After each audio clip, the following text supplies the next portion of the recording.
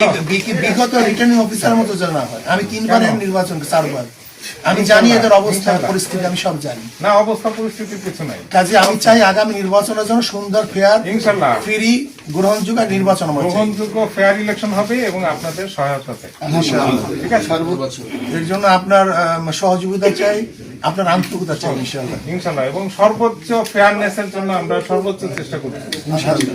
কালকে আমরা একটা ব্রিফিং দিব, আপনারা জেনে যাবেন আমরা কি কি ব্যবস্থা নেওয়া হয়েছে।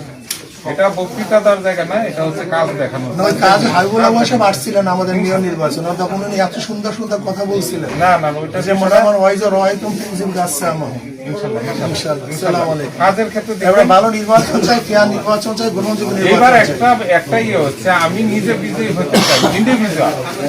মাশাআল্লাহ আমরা মাশাআল্লাহ। ইন্ডিভিজুয়াল মানে আমি নিজে ভোট দিব, আমার মতো ভোট দিব, আমি ফ্রি ফেয়ার ভোট দিব। এটা যেন একটা মডেল হয়। আমি কোনো ভয়কে আমি গ্রাহ্য করব না।